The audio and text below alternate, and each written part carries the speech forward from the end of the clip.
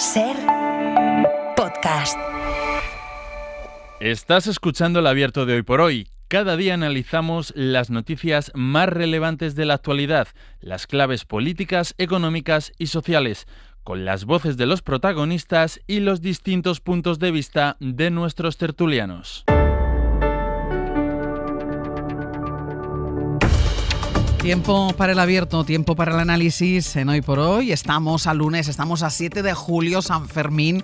Hoy a las 8 de la mañana hemos dado ya en directo el primer encierro de estas fiestas de San Fermín y continúa la actualidad como si no estuviéramos casi a mitad de julio, como si no hubiera empezado ya el verano, porque hay mucha política y esta semana además es una semana que va a estar marcada, el fin de semana estaba marcado por las citas internas que han tenido los dos principales partidos, el PP y el PSOE, pero esta semana va a estar marcada sobre todo por esa cita que tiene el presidente del gobierno el miércoles a las 9 de la mañana en el Congreso de los Diputados con esa comparecencia sobre el caso Cerdán comparecencia que podrán seguir aquí en directo también a partir de esa hora en Hoy por Hoy en la cadena SER. Hoy en el análisis están Estefanía Molina, ¿qué tal? Muy buenos días. Muy buenos días, Ángels. Antón Losada, buenos días. Buenos días. Ignasi Guardans, buenos días.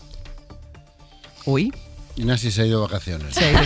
Buenos días y ibas a Fermín. Perdona, estaba aquí pendiente de esa. Pues mira, te voy a decir una cosa. He pensado, porque ahora Ángel Villascusa, miembro de este equipo, acaba de mandar una foto al grupo de WhatsApp que tenemos nosotros, que pone: ¿por qué está Ignasi Guardans corriendo en los Sanfermines? Y hay un corredor, Ignasi, que se parece mucho a ti.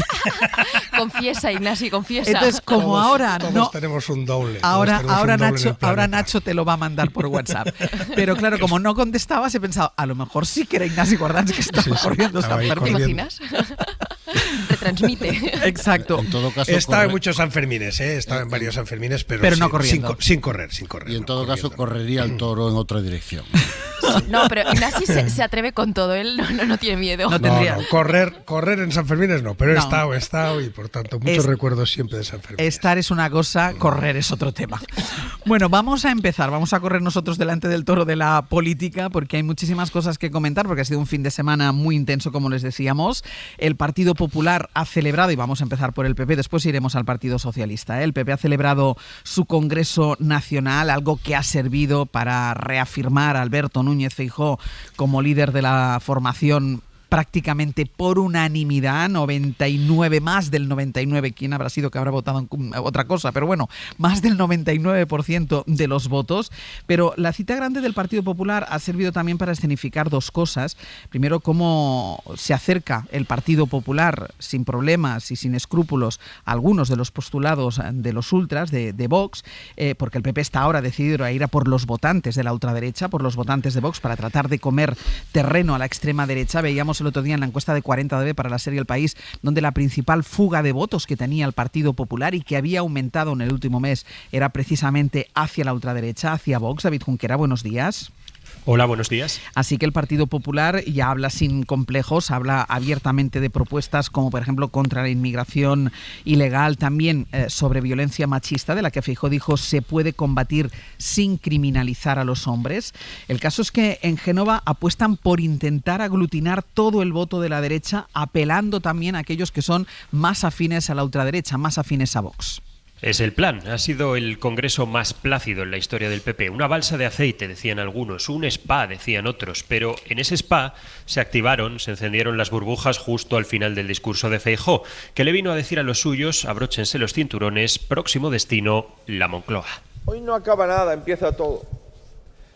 Este es el acto fundacional de un nuevo tiempo. Lo del nuevo tiempo al menos fue evidente en lo que a Feijóo se refiere. El 99,24% de apoyo de sus colegas le empujó a huir de su sempiterna indefinición. Fue más claro y más contundente que nunca. Alguno de broma en la sala de prensa al escuchar su discurso bromeaba: Aznar, sal de ese cuerpo. Para que lo entendáis, vamos a trocear su discurso, empezando por el compromiso más arriesgado. Solo hay dos opciones: o Sánchez o yo, no hay más. Y yo quiero un gobierno en solitario, sí. Gobernar en solitario, dice, para evitar los shows que provoca cada martes en el Consejo de Ministros un gobierno de coalición. Los apoyos los buscará en el Parlamento y no se tendrán melindres a buscarlos en la bancada de la ultraderecha. ¿Vamos a establecer un cordón sanitario a Vox como nos pide la izquierda? No. Vox es la tercera fuerza política de este país. Sus votantes merecen un respeto y yo no estoy dispuesto a arrinconarles.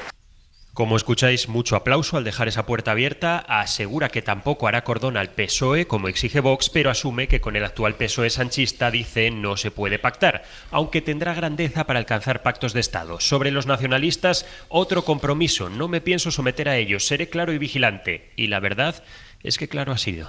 Ya está bien, en España van a mandar los españoles, la mayoría de los españoles. Se acabó que manden las minorías y otro de los compromisos, otro de los sonidos que va a tener que guardar con celo nuestro servicio de documentación, Ángels, Feijóo directo a la hemeroteca por lo que pueda pasar. Si presento presupuestos y no me los aprueban, convocaré elecciones. Y si la mayoría que me sostiene cae por su propio peso, como está pasando ahora, también convocaré elecciones. Yo no tengo ningún miedo a que la gente pueda hablar en las elecciones. Para eso están. Mensajes también fuertes, como contabais, en inmigración, en tema de violencia de género. Era tal el subidón popular, tanto entusiasmado el discurso a las huestes, que Feijóo, por si acaso, puso los warning en su último mensaje. No va a ser un paseo por el campo. Queridos amigos, no nos confiemos con la sonrisa de las encuestas. Tenía que decirlo y lo he dicho. Que la sonrisa no se convierta en mueca, como pasó en 2023. Salían los 3.000 oyentes entusiasmados, Aznar incluido. El PP se marca como meta llegar a los 10 millones de votantes. Cree que mucho socialista desencantado va a embarcar en Génova por sí solo, por su propio pie. Así que el reto, dicen ahora, es arañar el apoyo a Vox. Hubo mucho debate en las semanas previas a este congreso sobre el papel que iba a jugar Isabel Díaz Ayuso, incluso esa polémica sobre el modelo de primarias que defendía ella y que defendía Alberto Núñez Feijóo. Al final todo quedó desactivado. Ha sido un congreso muy plácido para Alberto Núñez Feijóo, y es que Isabel Díaz Ayuso, David, se ha sumado a ese cierre de filas en torno al líder del Partido Popular. El apoyo de ella era el que más dudas ofrecía, al menos hasta hace unos días, pero todo el mundo ha quedado dejar claro que no hay divisiones, al menos públicamente, no hay divisiones sobre el liderazgo de Alberto Núñez Feijóo. Parece difícil, pero ha ocurrido. Ayuso en segundo plano todo un fin de semana, evitando quitarle siquiera una miejita de foco a su líder. Evitó dar la batalla de las primarias, se tuvo que conformar con que se orillaran todos los debates ideológicos y nada más que tomó la palabra, dejó cristalino que ella no está por la labor de buscar pelea. Estamos muy orgullosos de que en tu casa, en Madrid, hayas obtenido el respaldo absoluto de la organización que diriges y que vas a seguir dirigiendo a futuro. Tuyo es el partido, vamos a estar en todo momento a tu lado. Enhorabuena. Tuyo es el partido. Dicho esto, luego ofreció en calidad de anfitriona un discurso en el que montó su habitual ensalada de ataques a Sánchez por comunista, por caribeño, por socialista, por mentiroso, por maquillarse, por todo. Señor Sánchez, privilegio eres tú. La mentira, la impunidad y el descaro eres tú. Comunismo eres tú. Ayer el líder se pintaba la cara como un indio arapajoe y si pudieras te pondrías el chándal caribeño. Y lo sabes. El galgo de Paiporta o hay cualquier movimiento totalitario en el mundo en contra de las democracias liberales, siempre aparece José Luis Rodríguez Zapatero. Una cátedra de cartón como las urnas que te han llevado al frente del PSOE o al frente del gobierno. Tras todo esto aseguró que estará al lado de Feijóo en la reconstrucción y le alabó la torería. ¿Cuántas dificultades y cuántas trampas no habrán dejado? ¿Qué valentía hay que tener para ponerse al frente de este morlaco en este momento? Por eso te vamos a acompañar. Hasta esto le salió bien a Feijóo. Ayuso asume que todavía no es su turno y no le desvirtúa ni un poquito el guateque de fin de semana al Partido Popular. David, gracias. Un abrazo, gracias. Salvo ese mensaje final de no nos confiemos en la sonrisa de las encuestas, podría parecer, Ignasi, que arranca la campaña electoral y que las elecciones son dentro de un mes. Bueno, yo creo que primero hay que felicitar a Feijóo por su elección, pero también porque dijo una verdad que comparto 100%. En España van a mandar los españoles. Es una frase de Feijóo que podemos asumir todos. En España van a gobernar los españoles y será una mayoría de españoles las que decidan quién manda en España. Esa cosa, en eso Feijóo pues imita a Rajoy de decir obviedades totales. Lo que pasa es que a lo mejor él se cree que hay españoles que son más españoles que otros españoles, ¿no? Entonces, claro que serían sus españoles los únicos que pueden mandar, pero claro, los otros españoles que no son los suyos pues también votan y a lo mejor también mandan. Por tanto, ahí de entrada esa frase pues no va mucho más allá. No, yo creo que ha sido un congreso realmente en el que ha habido mucho greenwashing, O sea, conocéis la expresión del greenwashing, que es esa capacidad que tienen algunas empresas de colgarse etiquetas que no les corresponden, ¿no? O sea, bajo en azúcar, bajo en calorías, ecosostenible, toda una serie de cosas que te cuelgas como etiqueta, pero que no tiene nada que ver con el producto que ofreces, ¿no?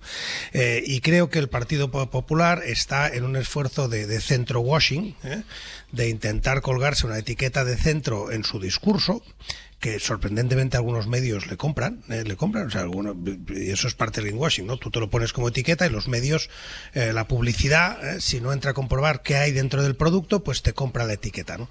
Pero claro, la realidad de lo que hemos escuchado es muy poco de centro, ¿no? Porque el centro además no es solo lo que lleves en el programa, que también hay muy poco de centro en ese programa. Hay un liberalismo muy intenso, muy poco social, hay muy poco compromiso social, hay muchos temas que no son de centro, pero también el centro es un estilo, ¿no? Es un respeto al adversario, es un ser abierto, todo eso que falta en un partido que ha dedicado todo el fin de semana mucho más a atacar, a veces de forma vergonzante, personal, ad hoc, ad personam, al presidente del gobierno, en lugar de defender una alternativa. Por tanto, bueno, pues sí, tenemos un Partido Popular muy motivado. En política lo primero que hay que hacer es motivar a los tuyos. En eso el Partido Popular gana al PSOE. En este momento tiene a los suyos motivados y el PSOE no. Supongo que luego hablaremos de eso. Sí. Pero bueno, sí, tiempo interesante el que empieza así. Antón. Bueno, dice lo de que mandan los españoles porque Ignasi llevan 7 años diciendo que en España no mandan los españoles. Que manda Puigdemont, que manda, no se sabe muy bien, pero los españoles no. Porque al parecer los españoles solo... Claro, para ti y para mí es una obviedad, pero para él no. Y para su partido tampoco. Que no reconoce que el mandato de los españoles es el que está ahora en el gobierno. Claro, ahora no mandan los españoles. Ahora no mandan los españoles. Manda Puigdemont, claro, sí, manda Puigdemont, manda menos los españoles, manda todo el mundo. Que también es español. Sí, bueno, pero quiero decir, aunque a nosotros nos parezca una obviedad, pues para Alberto Núñez Feijóo y para el Partido Popular es evidente que no es una obviedad, ¿no? Yo, siguiendo un poco el Congreso desde la distancia, yo me pregunto, ¿de qué va a hablar el PP cuando se vaya Pedro Sánchez? Que algún día se irá. Porque en este fin de semana hemos oído hablar mucho de Pedro Sánchez y del Partido Socialista, pero muy poco del PP, por no decir nada. Y de las posiciones ideológicas. Ni de propuestas. Del PP. Bueno, de propuestas sí hemos visto una cosa, que os decía Ignasi que están haciendo centro washing, ¿no? Bueno, es peor, se han tirado a la derecha. Es decir, la postura, las posiciones ideológicas que salen del Partido Popular, de este congreso descafeinado, que han pretendido vender que era descafeinado ideológicamente, por ejemplo, en materia de violencia de género o en materia de inmigración, sitúan al Partido Popular en la extrema derecha. Es que hay que decirlo así de claro, en la extrema derecha. El discurso sobre las cuestiones de inmigración es claramente el discurso de Vox, mejorado y ampliado. Decir desde la ponencia ideológica y aprobar que se va a ser especialmente escrupuloso con las denuncias falsas de violencia machista es comprar el discurso de la extrema derecha sobre la violencia de género y comprar un bulo. O sea, hay denuncias falsas, sí, pero no hay los miles de millones que dice la extrema derecha, son poquísimas. Ahí están los informes de la Fiscalía para demostrarlo. Entonces, de centralidad, nada. Del Partido Popular, ideología, a la chita callando, que es lo que suele pasar. Siempre que alguien dice que no se quiere meter en política, normalmente es que está girando a la derecha. No, yo no soy político. Este congreso, que nos lo han vendido como el más apolítico, porque todo iba a ser paz y armonía, y los temas... Dejar los temas fuera del debate, temas como la eutanasia, temas como el aborto, dejan al Partido Popular fuera de lo que es la centralidad ahora mismo en España. O sea, las encuestas son muy claras. ¿Cuál es la posición abrumadoramente mayoritaria de los españoles y las españolas que Alberto Núñez Feijóo quieren que manden sobre esos dos temas, por poner dos ejemplos. O sea, ideológicamente se ha tirado a la derecha, más a la derecha de lo que estaba, en un intento yo creo que absurdo de ocupar el espacio de Vox, porque el único mensaje que están mandando es, bueno, es intercambiable el voto de Vox y el PP. Y de por qué un votante de Vox, ¿por qué va a dejar de votar a Vox? Si sabe que su voto al final va a acabar apoyando a Alberto Núñez Feijóo. Y si no se fía mucho de él, porque tiene esta fama que traía cuando bajó a Madrid de ser más moderado y más de centro, pues claro, se queda con Vox para que lo mantenga vigilado, ¿no? Y el segundo elemento que a mí me parece definitivo es, cuando se vaya Pedro Sánchez, ¿de qué van a hablar? ¿Cuál va a ser el discurso del Partido Popular? Pues yo creo que se habló más de Pedro Sánchez en el Congreso del PP que en el Comité Federal del PSOE. O sea, yo creo que fue más protagonista y se habló más de él en el cónclave, porque hay que decirlo así, en el cónclave popular, que en el Comité Federal del Partido Socialista.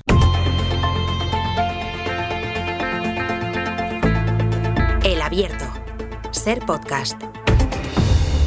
En el Abierto, Estefanía Molina, Antón Losada, Ignasi Guardaans, con el análisis de lo que ha dado de sí el Congreso del Partido Popular, con ese mensaje de Alberto Núñez Feijóo, como decía Antón, deslizado abiertamente hacia la derecha, hacia la ultraderecha, y también con esa pregunta que dejaba en el aire Antón, cuando ya no esté Pedro Sánchez, ¿de qué va a hablar el Partido Popular, Estefanía? Sí, fíjate que yo retomo lo que tú comentabas antes, Ángels. Yo creo que esto parecía el meeting de pistoletazo de salida de una campaña electoral. Y es evidente que Pedro Sánchez está pasando el peor momento político de su carrera, pero yo no sé si esto se le va a hacer largo al PP. Mantener esta intensidad a muy largo plazo, cuando todavía no sabemos cuándo va a acabar todo esto. O sea, nos ponemos en horizonte el año 27, puede ser la semana que viene, como puede ser el año 27. Yo no sé si esas energías se van a ir consumiendo, porque también parte del discurso que yo creo que lleva Pedro Sánchez o que lleva el gobierno, el PSOE, es, bueno, cuando en otoño el año que viene empiecen otros juicios del PP, pues haremos el y tú más, y la carga ahora mismo que hay sobre el PSOE pues se irá diluyendo. Lo que está claro es que el gota a gota ya está siendo letal para este PSOE, ¿no? Eso ya lo hablaremos luego, según las encuestas, y a lo mejor el PP se agarra a eso. Pero decía David Junquera que había como unas esencias aznaristas, y yo realmente sí las he visto. Un poco esta idea del discurso de la casa grande del centro derecha, esta es la casa, esto ya lo había dicho Aznar. Luego también esta idea de este discurso así un poco más blanco de nosotros combatiremos los excesos del sanchismo. Esto es un poco lo que catapultó a Aznar, y bueno, yo he leído su libro, esta biografía, que él ha publicado hace años, y un poco la estrategia, cómo se articuló entonces, era esta idea de cómo puedes aglutinar una mayoría de españoles bajo un discurso que pueda seducir. Pues nosotros convocaremos elecciones cuando veamos que no tenemos apoyo, nosotros no haremos casos presuntos de corrupción, nosotros no haremos esto, nosotros no tendremos el Parlamento... El problema es que la historia les desmiente. Exactamente. Pero es un poco esta idea, porque yo, a diferencia de lo que dice Antón, creo que aquí hay dos discursos. Uno es como una especie de mayoría social, que es todo aquel que esté harto de los excesos del sanchismo que me vote a mí. Y luego sí que hay lo que en comunicación política se dice el dog whistle, el silbato de perro, que son estas perlitas para el votante de la ultraderecha. Se dice así, que nadie se ofenda, se dice silbato de perro, la estrategia en comunicación política. Entonces son estas perlitas de, pues te hablo de la violencia machista, te hablo de esto, te hablo de lo otro, pero el grueso del discurso yo creo que apela como a una especie de mayoría mucho más amplia. Y aquí hay elementos que a mí me llaman la atención, porque es cómo creo que esta derecha interpreta la democracia. Lo primero es que gobernar con varios socios es un lío. Esto es un problema. Esto lo llevan diciendo toda la legislatura. Por desgaste suyo, es decir, porque ellos no tienen esos socios de momento. Tú no puedes presentarte como el partido que va a aglutinar a 45 partidos del Congreso como Sánchez, porque muchos no se quieren llevar con Vox. Y creo también que este fin de semana, algo que el PP ha lanzado, es esta idea de gobernar en solitario, que yo creo que no solo es para aglutinar voto, sino que también es una especie de guiño a qué forma podría encontrar el PP, qué fórmula, si eventualmente llega al poder y necesita un poquito de Vox, un poquito del PNV, un poquito de Junts, porque tenemos claro que Junts y el PNV a día de hoy no quieren ir con Vox. Pero yo creo que a lo mejor el escenario sí cambia si es un gobierno en solitario, donde los temas que realmente unen a Junts, PNV y Vox hoy son políticas más liberales en lo económico y la inmigración. Yo lo decía la semana pasada, el PNV es el partido más preocupado por la inmigración por encima de Vox. Junts el otro día presentó una propuesta en el Congreso sobre el tema económico de bajadas de impuestos que curiosamente se parece mucho a cosas del programa del PP y que le votaron PP y Vox. Entonces yo creo que esta idea de yo ser el gobierno en solitario, cuidado si no acaba haciendo la carambola esta de las cosas que podría encontrar un Feijóo que gobernara para aglutinar a todos estos socios tienen que ver con la economía y con la inmigración. Dejemos esto del nacionalismo español o catalán en el cajón, que es como muy incómodo. Y aún así, bueno, insisto, yo creo que queda mucho tiempo todavía. O sea, que vemos hay un PP que arranca muy fuerte y evidentemente la situación es para ello, pero queda tiempo. Ignasi.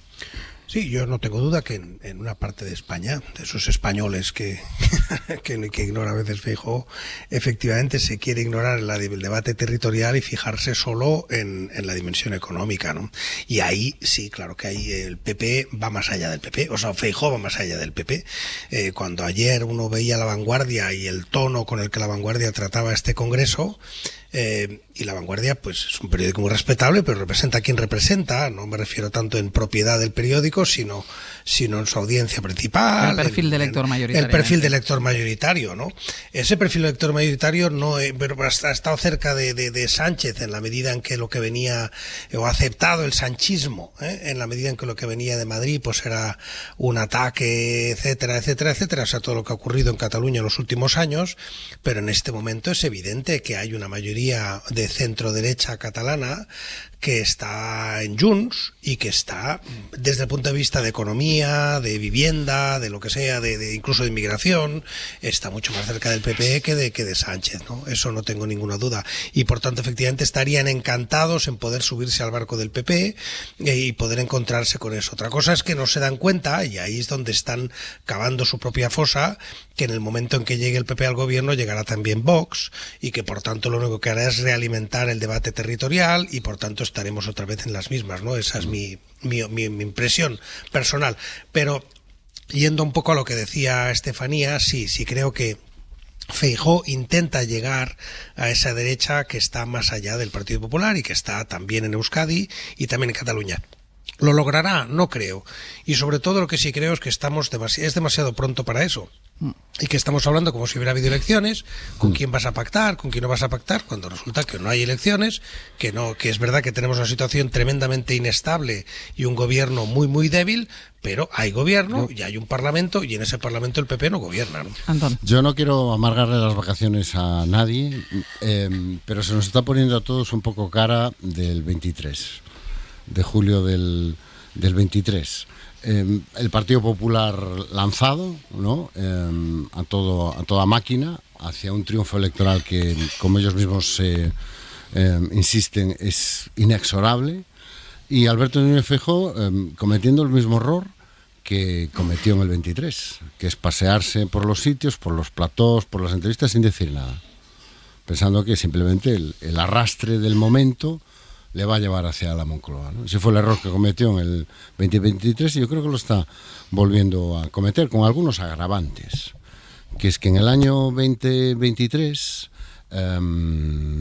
Vox todavía existía orgánicamente y tenía una presencia mediática potente. Hoy, si os fijáis, Vox crece desaparecida. Cuanto más desaparecido está Vox, más crece. Algún mérito debe tener el Partido Popular y la estrategia del Partido Popular y los dog whistle esos. O sea, los dog whistles parece que están generando el efecto efectivamente de llamar al votante, pero para que vaya a votar al otro, no al que toca el silbato, porque es la única razón que explica el crecimiento de Vox. Un partido que está orgánicamente destrozado por dentro, que ha adoptado la estrategia de hacerse el muerto políticamente, o sea, flota, no dice nada, no está nada, simplemente aparece de vez en cuando, y todo el trabajo se lo está haciendo el Partido Popular, que no hace más que legitimar una y otra vez el discurso de Vox. Y ya lo hemos dicho muchas veces, entre la fotocopia y el original, la mayoría de nosotros, si podemos, compramos el original. Nadie compra la fotocopia. Y el segundo elemento es articular un discurso, el de la gran casa común de la derecha. Estefanía es joven y se lo atribuye a Aznar, pero los que ya tenemos una edad sabemos que el padre de la idea es don Manuel Fraga Iribarne, que era el que hablaba de de la casa común. La experiencia es un grado, Antonio. Claro, de la casa común de la... Si todo lo que pasa en la derecha española viene de Galicia, todo lo bueno, quiero decir. La casa común de la derecha. Pero claro, la casa común de la derecha hay que llenarla con algún contenido. Y tú no puedes llamar al votante de centro derecha y al tiempo adoptar posturas absolutamente regresivas desde la perspectiva de ese votante, no desde un extremo, no desde un extremista de izquierdas, no, desde la perspectiva de ese votante, posturas absolutamente reaccionarias en materia de eutanasia, en materia de aborto, en materia de violencia de género. Entonces, al error del 23, que es yo con dejarme ir, ya llego solo. Esto ya me lleva la corriente. Ya me lleva la corriente. No, la corriente está llevando más a otro que a ti, que se llama Vox. Y básicamente lo está llevando gracias a ti, gracias a que le vas comprando el discurso. Pero es que además, en lugar de atraer, lo que haces es expulsar. En lugar de atraer votantes, que no es, decían así, más allá del PP, yo creo que lo que está haciendo es expulsarlos. Primero, con este giro hacia la derecha, que es evidente, queremos avanzar desde el centro, será desde el extremo centro, porque desde luego el centro no está ahí. Lo que pasa es que, Antonio, y después con este discurso profundamente antinacionalista.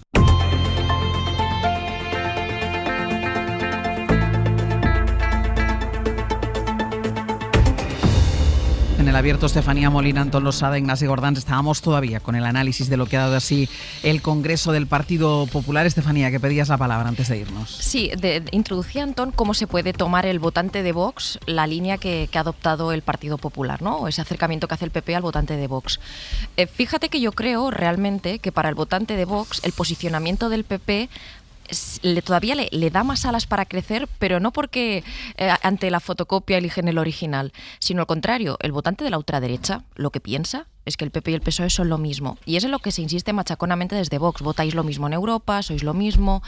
Dice mucho esta idea que sois el PSOE azul, que yo he comentado a veces, que cuando Rajoy gobernó pudo haber derogado muchas leyes y a lo sumo alguna, por ejemplo la de la memoria democrática, la dejó sin financiación, pero no arrasó con todo lo que había hecho Zapatero. Y ese es un argumentario que está muy instalado en Vox. Entonces yo creo que esta especie de acercamiento como más blanco, aunque suelte estas perlitas para el votante de Vox, en el fondo sí que puede hacer que siga creciendo Vox.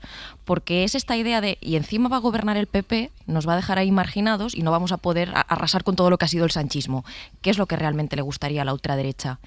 Y sí es cierto que Vox crece por sí mismo.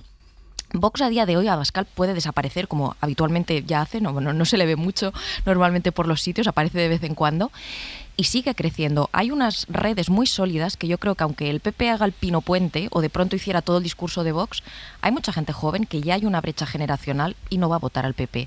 Tienen sus propias redes, lo vimos, siempre lo digo, con el tema de la Dana, gente joven que se visibilizaba, que iba allí a ayudar a Valencia. Tienen sus referentes internacionales que les gusta muchísimo más que Feijóo, pues tienen a Meloni, a Trump, a este y al otro. Entonces yo creo que ya hay una base social de la ultraderecha que, ante la idea de este Feijóo que encima los dejara fuera del poder y no puedan introducir toda su cuña, y lo que ya hay creado es muy potente. El PP no es consciente hasta qué punto Vox ha venido para quedarse, creo yo. Y luego, un último tema de lo que decía Ignasi. En Junts a mí me consta que hay gente que le gustaría definirse mucho más efectivamente en el tema económico hacia la derecha. Y luego con el PNV, cuidado, porque la gente suele decir, no, pero si el PNV pacta con el PP, esto va a ser el crecimiento espectacular de Bildu. Cuidado también en eso, porque lo que le está pasando al PNV, y parte del drama, no solo es que la gente joven se le va a Bildu, es que hay un votante del PNV que está en la abstención, no se ha ido a ningún sitio. ¿Qué le pasa a ese votante? Pues existe la tesis que le gustaría consumir cosas más de derechas.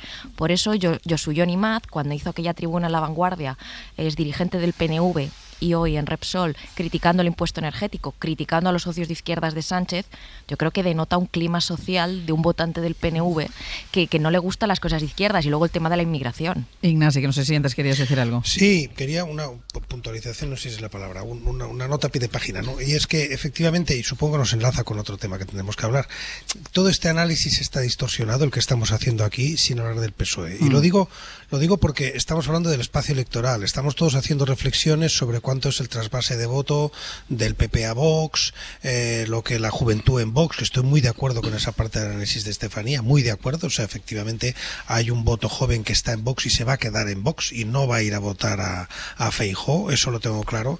Pero tengo claro también que los resultados del PP y de Vox dependerán de los votantes del PSOE, de los que fueron votantes del PSOE. O sea, el caso de Kamala Harris y los demócratas siempre hay que recordarlo, ¿no? Trump está ahí no porque convenciera muchísima más gente, sino porque los otros se quedaron en casa. Y hay que recordarlo una y otra vez. Todas las políticas de Trump están ahí porque hubo mucha gente que consideró que Kamala Harris no era lo suficientemente pura como de izquierdas, no había hecho suficiente con Israel, estaba demasiado contaminada. Entonces se quedaron en casa. Y cuando te quedas en casa, le estás dando el voto al otro. Y eso es lo que nos puede pasar aquí también. Y por tanto, efectivamente, es inseparable cualquier análisis de las perspectivas que tiene en este momento la derecha y la extrema derecha, sin analizar ¿qué va a hacer el votante del PSOE que considera que el PSOE actual no está a la altura de lo que se le prometió, le ha traicionado o por lo menos no le genera ninguna ilusión?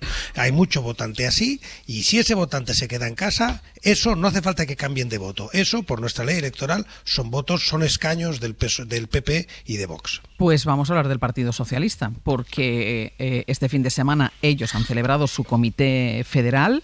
Ha habido relevos en la anterior dirección, en la ejecutiva, después del cese de Santos Cerdán, cuando se publicó el informe de la UCO. Esta mañana ya Pedro Sánchez reúne a esta nueva ejecutiva que, recordemos, tiene a Rebeca Torró como nueva secretaria de organización. Reiteró en el cónclave del sábado Pedro Sánchez sus disculpas por los casos que afectan a sus dos anteriores secretarios de organización, a Santos Cerdán y a José Luis Ábalos, y anunció una batería de medidas para intentar evitar nuevos casos de corrupción. Guillermo Lerma, buenos días. ¿Qué tal? Hola de nuevo, Ángels. Anunció unas medidas, yo creo que muy de carácter interno, y ahora todas las expectativas están puestas en lo que pueda pasar y sobre todo en lo que pueda decir, en lo que pueda anunciar el presidente del Gobierno en el pleno monográfico sobre el caso Cerdán de este miércoles. Ahí sí que se esperan más anuncios, pero sobre todo anuncios que tranquilicen y que contenten a sus socios, tanto de Gobierno como de coalición, de investidura, que consideran que el presidente del Gobierno, con todo lo dicho, con todo lo anunciado, no ha hecho lo suficiente, así que lo que esperan es una especie de golpe de efecto en ese pleno del miércoles que viene. Sí, un golpe de efecto, Ángels, que el presidente no consiguió dar el sábado en el Comité Federal. En el PSOE admiten que la comparecencia en el Congreso esta semana es fundamental para intentar salir de la crisis provocada por el caso Cerdán. Ni las medidas anunciadas ni la remodelación de la ejecutiva, que ha sido mínima, han servido para que este fin de semana el PSOE logre el impulso interno que muchos esperaban, pero en el partido advierten de que esta semana en la Cámara Baja no se puede fallar. En la Moncloa saben que la prueba más importante es la que toca ahí, ante los socios parlamentarios y de coalición. En su discurso el sábado, Sánchez se comprometió a seguir siendo el capitán del barco, no para resistir, sino para avanzar, dijo, en la agenda social, pero eso solo lo puede garantizar si este miércoles su intervención en la Cámara convence, y por ahora los grupos han acogido con mucha frialdad la reacción de los socialistas. A puerta cerrada hubo dirigentes como Francina Armengol que pidieron a Sánchez reducir los riesgos con los socios y, además de presentar una propuesta de regeneración ambiciosa, llegar con las medidas pactadas para no salir de ese debate con una imagen de mayor cuestionamiento y debilidad. En el equipo de Sánchez aseguran que se está preparando un paquete de medidas ambicioso con propuestas que afectarán a las empresas, a los partidos y a la administración, todo para intentar calmar a una mayoría de investidura que se aleja a cada avance que se produce en la investigación judicial, pero hay quienes dentro del PSOE creen que al margen de las medidas de regeneración también hay que dar un impulso a la agenda social, hasta ahora ralentizada por la falta de apoyos. En el partido hay dirigentes que creen que el presidente debería salir de esta subiendo la apuesta y presentando, por ejemplo, unos presupuestos ambiciosos que obliguen a los socios a decidir qué quieren, si bloqueo o avance social. Guille, gracias. Hasta luego. Antes de empezar con el análisis de lo que dio de sí ese comité federal y de lo que puede dar de sí esa comparecencia en el Congreso, vamos a escuchar, porque los ha publicado El País hace un ratito, algunos de los audios, algunas de las intervenciones en ese comité federal del Partido Socialista. Son audios a los que ha tenido acceso El País. Se escucha en ellos al varón más crítico de todos, que fue Emiliano García Paje, y también al ministro de Transportes, a Óscar Puente. Son unos audios que en algunas partes no se escuchan especialmente especialmente bien, pero que son las intervenciones más determinantes de lo que se trató en ese comité. Me atrevería a decirte que cuando lo veas, eres el presidente y conoces más información que nadie y tienes que comparecer al Congreso, que valores la posibilidad de solicitar la confianza que reconocemos que no tenemos en el Parlamento. Y si no, que no pierdas de vista la opción de convocar elecciones. Yo te he visto subirte aquí a esta tribuna y te he visto girar la cabeza hacia esta tribuna. Yo pensaba que ibas a expresar tu incomodidad por verte rodeado por personas a las que ayer por la mañana decías que estábamos en una duda que sí que vivíamos en los órganos del partido. Sin embargo, nos has felicitado, dándonos a la cara que es un ejercicio de hipocresía absolutamente insoportable. PG pedía al presidente que valorara la posibilidad, le decía, esto sí que se escuchaba bien, de solicitar la confianza que reconocemos, decía Page, que no tenemos en el Parlamento, y sino que no perdiera a la vista la posibilidad de convocar elecciones. Hablaba el propio Page en su intervención del orgullo como socialistas, ensalzaba la labor del partido y su importancia, aunque luego hablaba de su derecho a ser discrepante. Y ante esto, Óscar Puente, el ministro de Transportes, respondía acusando a Page de hipocresía, decía, refiriéndose a declaraciones anteriores de Page por compartir espacio con dirigentes socialistas cuyo futuro, según Page, estaba en duda. Le decía Puente, y nos has felicitado, eso le replica, es un ejercicio de hipocresía. Puente, que por cierto apeló al dirigente castellano-manchego, se dirigió a él diciéndole que si sabía algo, debía decirlo por lealtad, si sabía algo de lo que iba a pasar a partir de ahora, y también le acusó de sentirse cómodo en medios como El Debate, La Razón o La COPE, de estar, le dijo, en tu salsa. Bueno, más allá de esa discrepancia de Emiliano García Page, que no fue sorprendente porque es lo que hemos venido escuchando y lo que hemos venido leyendo estos últimos tiempos, pero sí es verdad, Antón, que no consigue cerrar la crisis con su intervención el presidente del gobierno, que además tiene ese resbalón de haber nombrado adjunto a la Secretaría de Organización a Paco Salazar, que tiene que dejarlo incluso antes de tomar posesión de su cargo, un resbalón otro en la elección de alguien de su núcleo más duro, y después las medidas, bueno, que son mucho medidas de consumo interno. Sí, después de la reacción de aquella comparecencia en Ferraz, pidiendo disculpas, y con un Pedro Sánchez a quien se veía físicamente abrumado, incluso parecía humano, un ser humano, ¿no? Y desmontaba un poco esa imagen del asesino político perfecto. Yo creo que se lo han tomado con demasiada calma y que actúan en el Partido Socialista como si tuvieran todo el tiempo del mundo, y no lo tienen. Y actúan como si esto fuera business as usual, ¿no? Bueno, hay que hacer unos cambios, bueno, pues los vamos a hacer, bueno, pues vamos a tirar de lo que conocemos. Pues que el territorio conocido es precisamente el que ha fallado. A mí, por ejemplo, no me parece especialmente afortunada la metáfora del capitán, o la imagen del capitán del barco, ¿no? Es que lo que nos ha llevado aquí no ha sido la tormenta, ha sido el capitán. Y lo que discuten muchos es al capitán y las decisiones que tomó el capitán. Por ejemplo, en los casos que rodean al PSOE, ¿no? Pues en el caso de Begoña Gómez, en el caso del fiscal general, bueno, yo creo que ahí se puede alegar que efectivamente hay una tormenta afuera y vienen a por nosotros. Pero en el caso Cerdán no hay tormenta afuera ninguna. La tormenta la han provocado sus decisiones que además tomó él, no las tomó nadie más. Todos sabemos cuál es el poder que tiene dentro del partido Pedro Sánchez, lo hemos visto este fin de semana, ¿no? La ventaja que tiene para el PSOE, que yo creo que sinceramente lo que pasó el sábado le importa mucho a la gente que milita en el PSOE. Y los cambios en la ejecutiva afectan a gente que es muy conocida, con todos mis respetos, en su casa a la hora de comer. Pero que al resto de la opinión pública lo que está pendiente es lo que pueda o no pueda pasar esta semana, especialmente en el Parlamento, ¿no? La semana pasada la SER publicaba el barómetro específico sobre este caso, que yo creo que es de lo más interesante que se ha publicado y escrito estos días, porque traza una imagen muy clara de cómo está en este momento el votante socialista. El votante socialista está indignado. El votante socialista está decepcionado. Y el votante socialista desconfía. Bueno, tienes que atender esas tres emociones. Entonces, por ejemplo, la indignación. Hombre, cuando alguien está indignado contigo, obligarle a escoger no es una buena opción. O sea, si tu mensaje va a ser, bueno, vale, estás enfadado conmigo, pero imagínate lo enfadado que estarías con el PP. Hombre, no me obligues a escoger entre indignaciones, porque yo aspiro a algo más. Segundo, el votante socialista está decepcionado. Eso significa que Pedro Sánchez tiene que dirigirse a ese votante y pedirle una segunda oportunidad. Es que es así. Esta es la situación.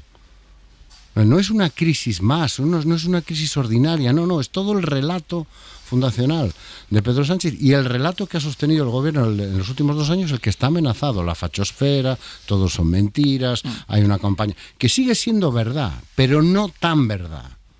Y eso significa que tiene que reconectar y sinceramente ha pedido disculpas otra vez, decía en la entrada, pues a lo mejor lo tiene que pedir 1000 veces más o 200.000 veces más.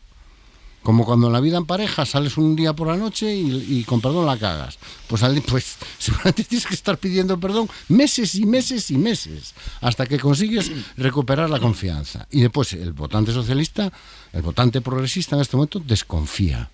Y yo creo que no es tanto un tema de medidas, sino de la actitud y la manera y el convencimiento que seas capaz de transmitir. Hay otras 2 cosas, y ya termino, que juegan muy a favor del Partido Socialista en este momento y que también están en ese barómetro que yo recomiendo específicamente su lectura, que es que el votante progresista quiere que la legislatura llegue hasta el final, incluidos los votantes de Podemos. Y el votante progresista está abrumadoramente convencido de que no va a haber un P. Sánchez. Y eso son 2 ventajas enormes. En el abierto, Estefanía Molina, Antón Losada, Ignasi Guardans, que tienes la palabra sobre el resultado del Comité Federal del Partido Socialista y la expectativa ante esa comparecencia en el Congreso de los Diputados. Bueno, yo estoy muy de acuerdo, ya lo siento, pero estoy muy de acuerdo con Antón hoy. No, eso está bien. Ignasi, ya hemos hablado de esto. Hay gente que quiere sangre, hoy no va a haber. No va a haber porque...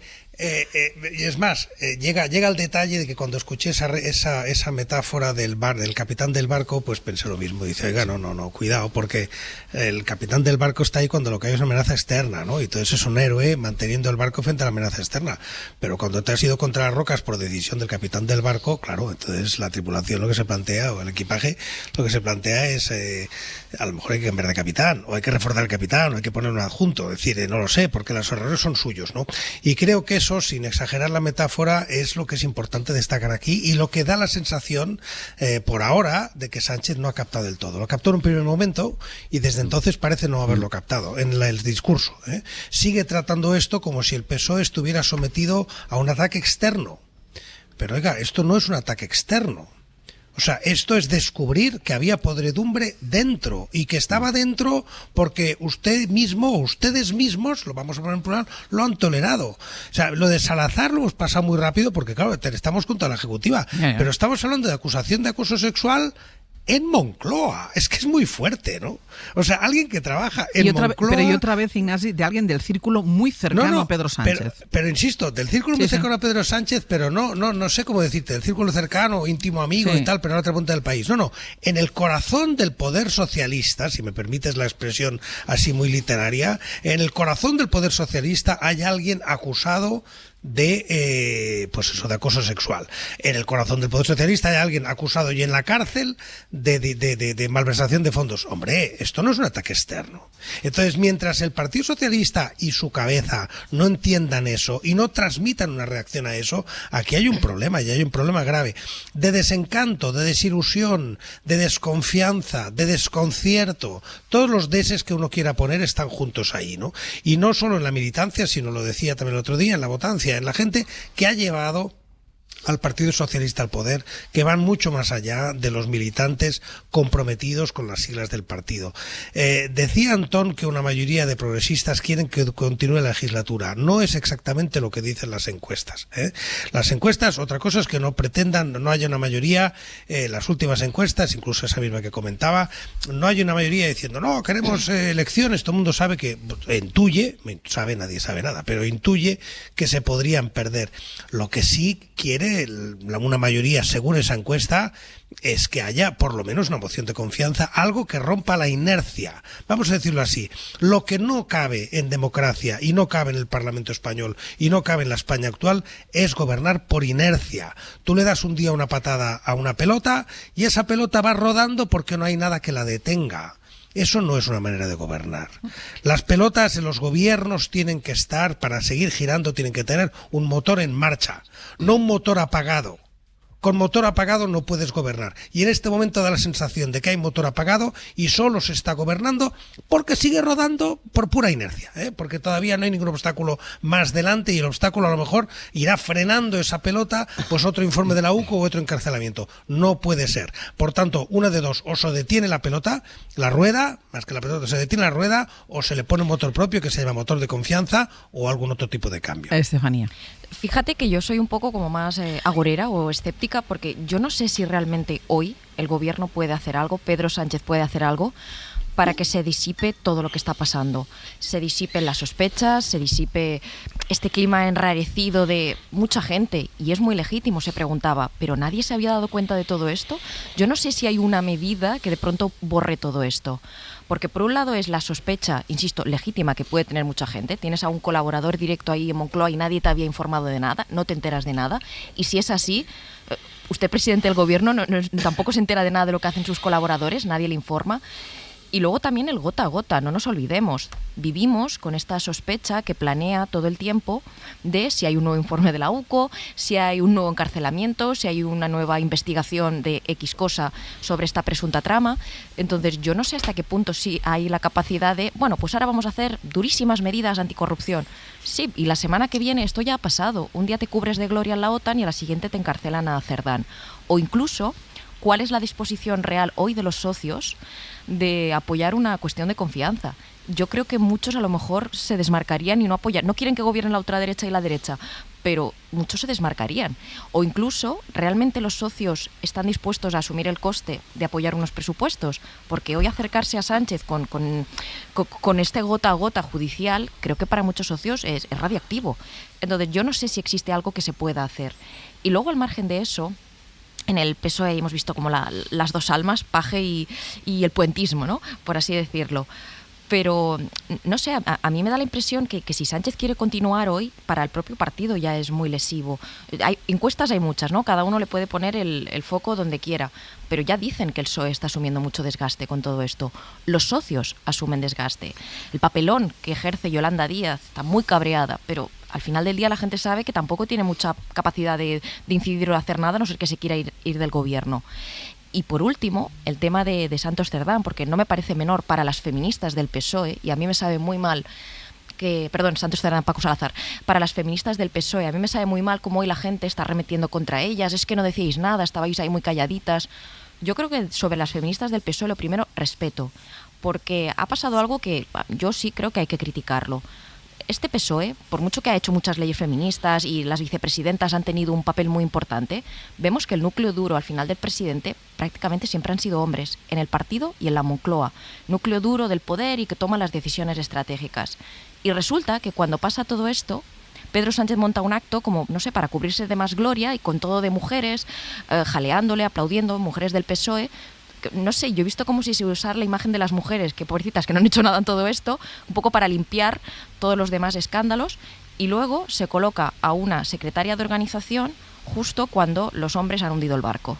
Entonces, yo no sé, no me gusta. Creo que las feministas del PSOE tienen que seguir exigiendo y protestando que se llegue hasta el final y se tomen medidas muy contundentes. Es un poco, esto pasa en todas las organizaciones. Cuando el hombre hunde el barco o el barco va a la deriva, ponemos mujeres que da buena imagen. Pues yo creo que eso sí que habría que criticarlo, de todo lo que está pasando. Y decías una cosa tú, Antón, decías, quedó claro que todo el poder lo tiene Pedro Sánchez. Es que quizá ahí está el problema. El problema está en haber configurado un partido donde él es el máximo líder, el máximo responsable, es decir, que no ha habido contrapesos porque él lo ha creado a su manera, al menos en los órganos de poder, tanto el partido como el grupo parlamentario, y no ha tenido más oposición interna o más debate interno. Efectivamente, es que esa puede ser una de las salidas. Decía Estefanía que si hay salida. Yo, sinceramente, creo que sí, ¿no? Si tú miras los datos de ese barómetro al que hacía antes mención, por ejemplo, decía antes Ignasi, ¿cuánta gente quiere que se mantenga en el cargo y que prosiga la legislatura? El 52% de los votantes de Podemos, el 30% de los votantes de Sumar, el 53% de los votantes del Partido Socialista. Yo creo que hay que separar la reacción general de la opinión pública, donde está el votante de la derecha, que lo que ha visto es confirmado todos sus vaticinios sobre la maldad intrínseca de Pedro Sánchez, y el votante progresista, que es lo que está en juego en este momento. O sea, la comparecencia del miércoles no es para la opinión pública en general. Lo es formalmente, pero va sobre todo dirigida al votante progresista, ¿no? Que tiene dos elementos fundamentales, insisto, en los que apoyarse Pedro Sánchez. Primero, la gente cree que a él no le va a afectar, que él no está implicado. Eso es fundamental en este momento. Es decir, en mitad de la desconfianza, de la decepción, de la indignación, lo que te dice el dato es que la gente está deseando creer otra vez a Pedro Sánchez. Lo que pasa es que Pedro Sánchez no acaba de darles una razón para creer. Y tampoco creo que sea especialmente exigente lo que están esperando. Una de las líneas puede ir por lo que apunta Ángels. Es decir, hombre, a lo mejor el modelo este de yo me lo guiso, yo me lo como, no es el mejor modelo, ni en el partido ni en el gobierno. Y a lo mejor es necesario ir hacia un modelo, bueno, pues donde haya efectivamente más pesos, más contrapesos, algún tipo de colegiación, donde no todo el protagonismo gire en torno a una única figura, donde tú también des ciertas señales de que has entendido el mensaje y sabes que tienes que aprender a apartarte y dejar que otros asuman responsabilidades. Bueno, es evidente que tienes que anunciar cambios. Y cambios que van... Yo no creo que el votante progresista esté esperando 13.000 auditorías, 800 códigos éticos y 43.000 protocolos. Porque de eso ya hemos tenido y ya sabemos que funciona los tiene, es que el Partido Socialista los tiene. Y funciona cuando hay voluntad. Cuando no hay voluntad, pues no funciona, como acabamos de comprobar. ¿Qué es lo que yo creo que mucha gente puede estar... ¿Qué es lo que yo, por ejemplo, estoy esperando? Bueno, pues decisiones, actitudes, palabras que me trasladen el convencimiento de que ha entendido lo que ha sucedido, que ha entendido que buena parte de lo que ha sucedido es su responsabilidad y que eso debe llevarle a hacer cambios en su manera de gobernar, tanto el partido como el Ejecutivo. Y esa cesión de poder, que en la que comparto, tiene que ir, no puede ser solo, ¿cómo decirlo?, delegada. Es decir, la sensación que da desde fuera es que lo que ha ocurrido este fin de semana es que Sánchez ha nombrado a algunos ministros más, que los ha puesto ahí y los podría quitar cuando le diera la gana. Eso no es ceder poder.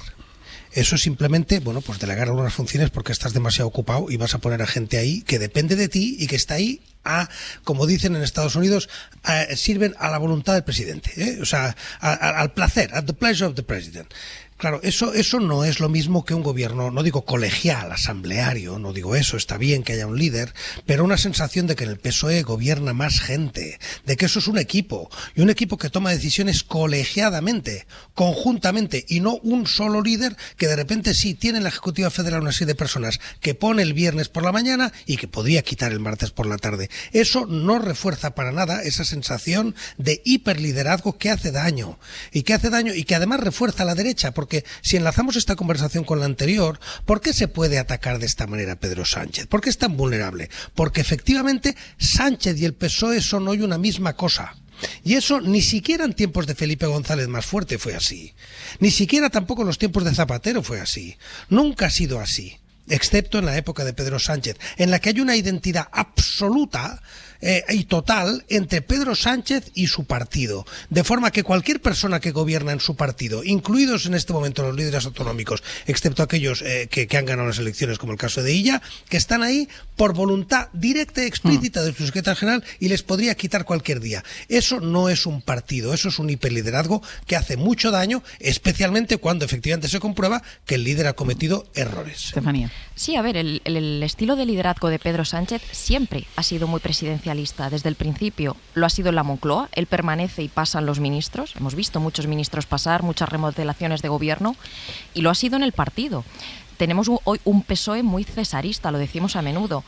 Digamos que cuando Pedro Sánchez gana las primarias, reforma el reglamento y lamina el poder del Comité Federal y se lo da a la militancia.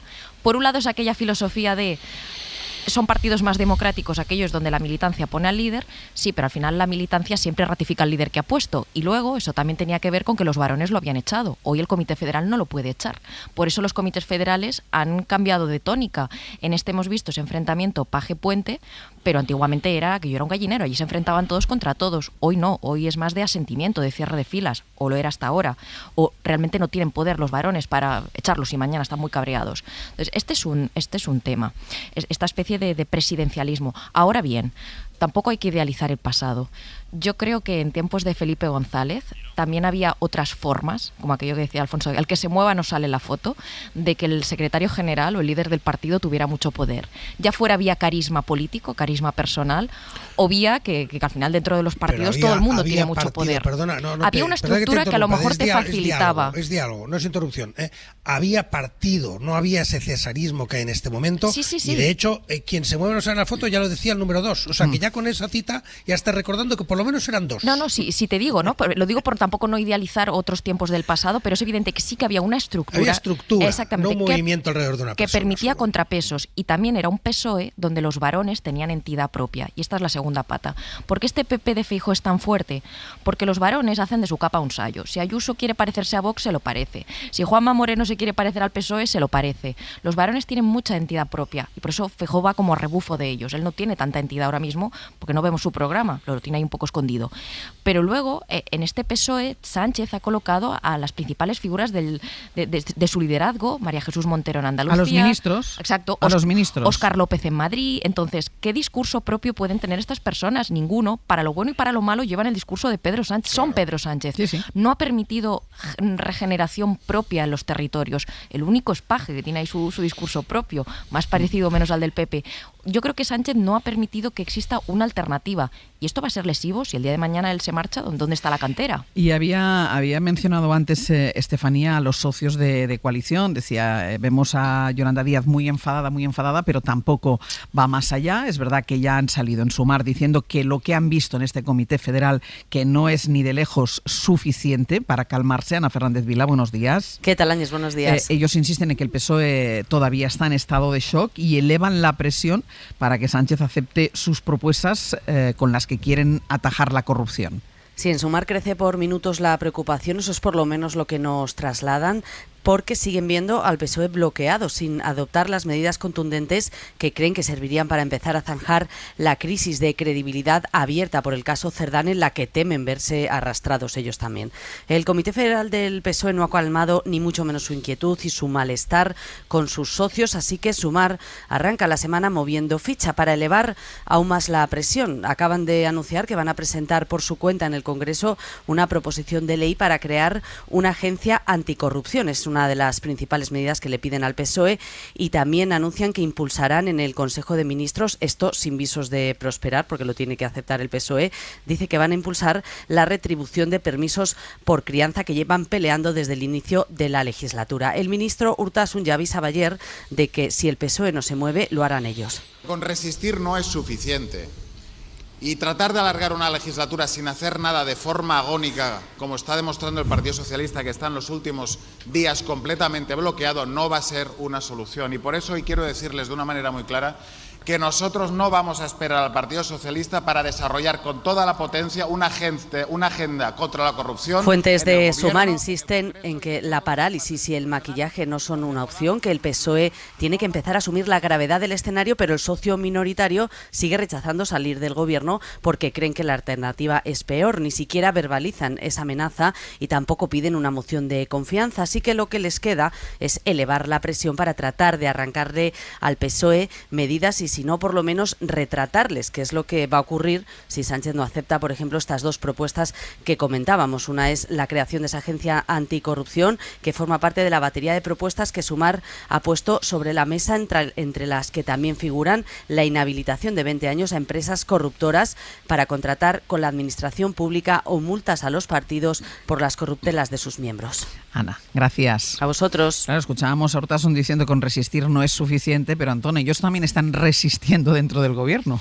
Bueno, pero yo creo que hacen su papel, ¿no? Todos los socios. Lo que no entenderían seguramente muchos de los votantes de esos socios es que no espolearan al Partido Socialista y a Pedro Sánchez para que reaccione con la mayor contundencia, con la mayor rapidez y con la mayor firmeza posible, ¿no? Supongo que cada uno está buscando también justificarse ante sus propios votantes, ante sus propios electores, pero efectivamente el margen de maniobra que tienen, lo comentamos aquí hace un par de semanas, es muy escaso. Es decir, ¿realmente alguien se cree que algún partido de izquierdas puede forzar una convocatoria electoral en nombre de la corrupción e ir a unas elecciones donde puede ganar el Partido Popular, con el historial de corrupción que tiene el Partido Popular? Esa es otra de las ventajas que tiene el Partido Socialista, que no tenía, por ejemplo, Zapatero, ¿no? Zapatero tenía frente a un Partido Popular que venía con el prestigio de la gestión económica. En temas de corrupción, el Partido Popular tampoco es que esté para dar muchas lecciones, y el año que viene aún va a estar para dar menos lecciones, porque, por ejemplo, comienza el juicio de la Kitchen y algún otro juicio de las 20 y pico causas pendientes que tiene por corrupción, ¿no? Y otro tanto le sucede a los partidos que no son de izquierdas, pero que son nacionalistas, de centro-derecha o de centro-izquierda, o donde los queramos ubicar, ¿no? Es decir, realmente en nombre de la corrupción yo puedo forzar un proceso electoral que va a acabar con un partido que tiene una actitud tan agresiva ante todo lo que significa nacionalismo, desde el punto de vista de la lengua, desde el punto de vista de negarle la legitimidad para gobernar, etcétera, etcétera. Entonces yo creo que lo que están intentando es, un poco, yo veo a los socios un poco como en una escena de urgencias, la serie de televisión, ¿no? Cuando entra un accidentado muy grave y están todos los médicos alrededor, inyéctale insulina, inyéctale adrenalina, inyétale no sé qué, dale electroshock. Es un poco esa escena, ¿no? Lo que sí tienen que tener cuidado es que con tanto interés y tanta urgencia por reanimar al malherido, a ver si lo van a acabar matando entre todos, ¿no? Ignasi. Bueno, no, es que la imagen, hoy estamos de imágenes, estamos inspirados. Esta imagen es brutal.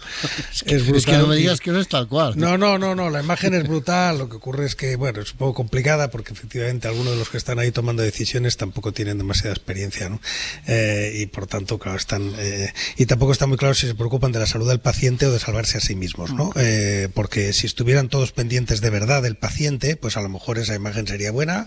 Y hay alguna serie reciente en televisión espléndida donde cuando todos trabajan a la vez para salvar al caso más desahuciado, se les salva. Pero claro, si todos los que están alrededor de la camilla lo que están es fundamentalmente preocupados por salir vivos de esa sala, pues eso complica un poco cualquier decisión. O sea que el juego de la metáfora da mucho de sí, ¿no? Yo creo que efectivamente donde estamos todos de acuerdo es que lo que ha ocurrido este fin de semana es insuficiente, que no puede ser de puertas adentro, que hay que renovar la confianza, porque es verdad, y más allá de encuestas, de si el 50 es el 50, podemos discutir sobre encuestas, pero que sí hay una cierta sensación de que si Pedro Sánchez ofrece algo, se lo van a comprar, pero tiene que ofrecer algo. Claro, tiene que esa ofrecer es la cuestión. algo. Estefanía. Fíjate que estábamos diciendo el tema de la corrupción, ¿no? Y el PP, pero es que ni siquiera hay que irse a eso.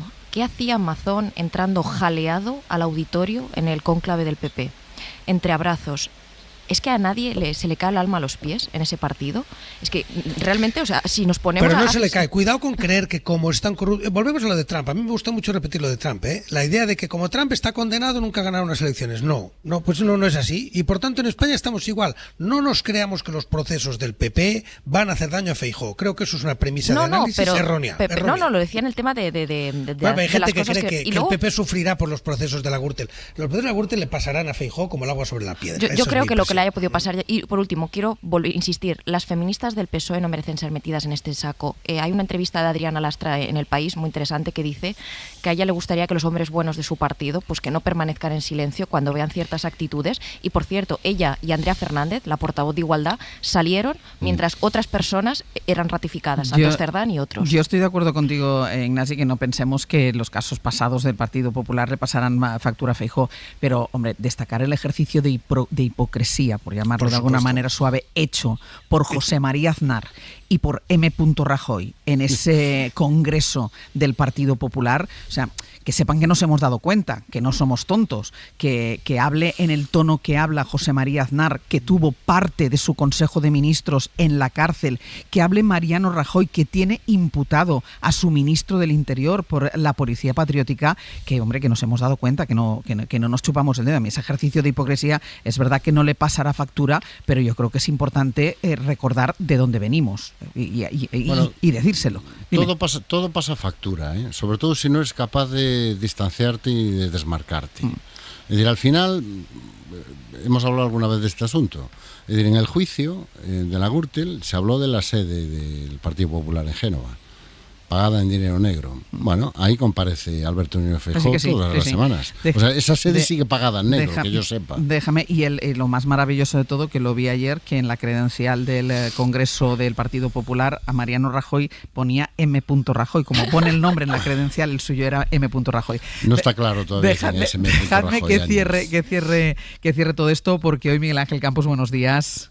Hola, muy buenos días, Ángel. Declaran dos de los empresarios implicados en todo el caso Cerdán, señalados por la UCO. Uno es Anchón Alonso, dueño de la empresa Servinavar. Ya saben que es al que se señala además por haber mantenido contactos con PNV y con Bildu para hacer así de puente con el Partido Socialista. Y después el exdirectivo de Acciona, que es otra de las empresas señaladas por la Guardia Civil como beneficiaria de esas concesiones de obra pública. Son dos declaraciones clave.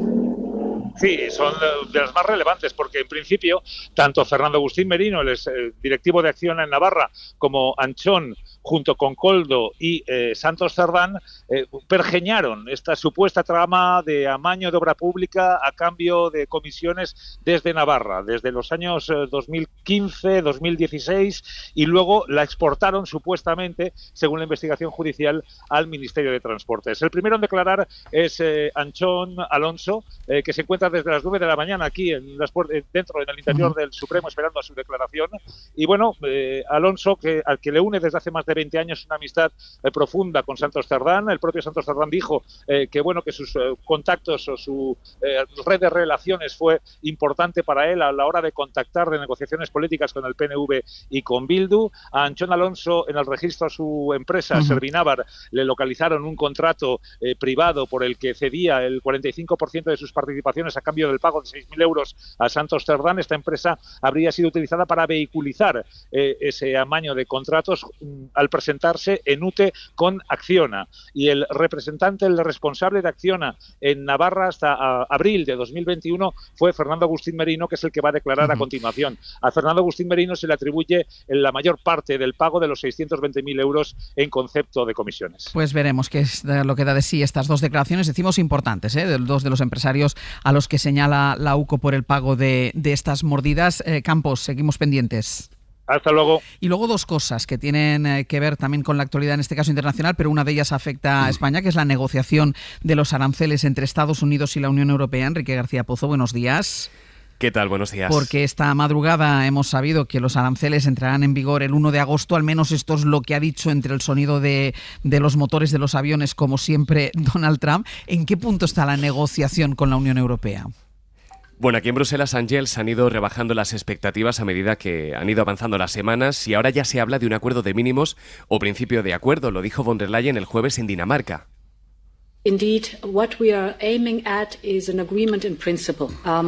Es imposible alcanzar un acuerdo que baje al detalle sector por sector, así que ahora la clave es esa, Ángels, cerrar un principio de acuerdo o un acuerdo de mínimos. Y ponen como ejemplo el acuerdo firmado recientemente entre Washington y el Reino Unido. Es lo que pedía, por ejemplo, el gobierno del canciller alemán, empujado por el sector industrial del país, como el automovilístico, que apuesta por un acuerdo imperfecto, pero que permita dar estabilidad y certeza. Es la tesis que se impone, que es mejor cerrar un acuerdo sencillo o básico que se puede ir limando con el tiempo a que acabe el plazo sin acuerdo. Hay decepción en los 27 con el transcurso de las últimas negociaciones.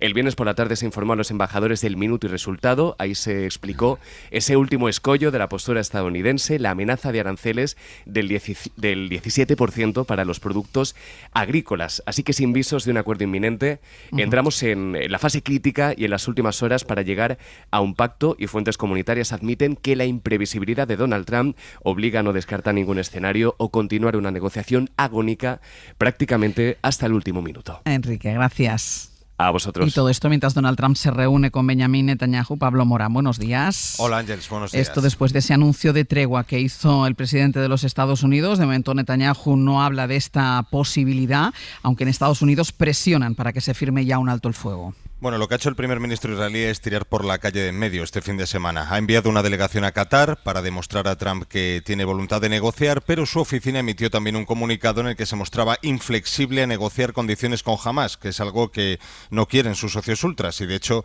mantienen el asedio a Gaza en la franja, como nos contaba Villascusa a las 9. Así que todo pasa efectivamente por la reunión de hoy de Trump en la Casa Blanca. Es la tercera visita de Netanyahu a Washington desde el regreso del magnate y en ella Trump va a presionar al primer ministro israelí para aceptar ese alto el fuego que anunció la semana pasada en su red social.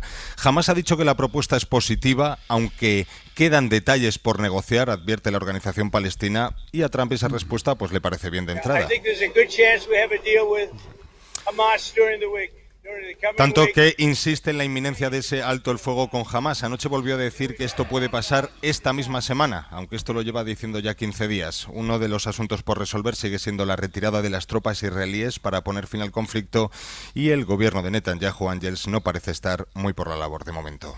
Pues veremos también qué es lo que da de sí esta reunión. Muchos temas abiertos, tanto del ámbito nacional como del internacional. Pablo, gracias. A ti, hasta luego. 1, 2, 3, 4.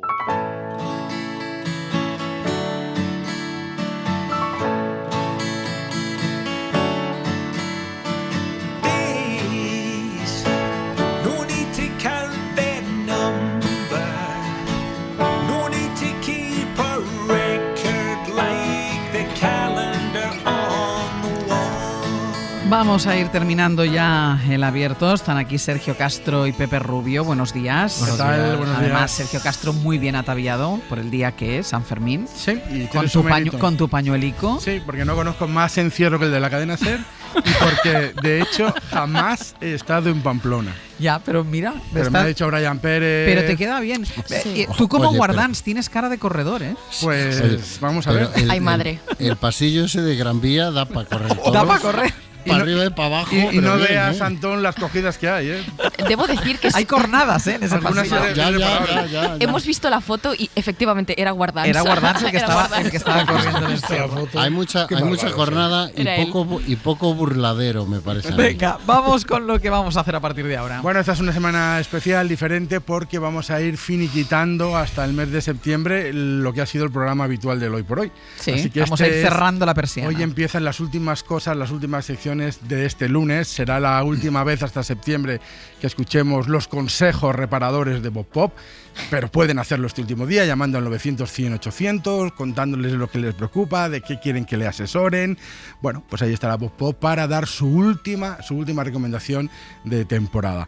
Luego, a partir de las 10:30, Antón se pone punto y final al gran culebrón de lo que venía a ser el verano, que es Nico Williams. Uy, es que no ha llegado ni a culebrón, no ha llegado ni a tráiler. O sea, ha sido como pim pam. El final ha sido muy sorprendente. Sí, el final ha sido muy sorprendente.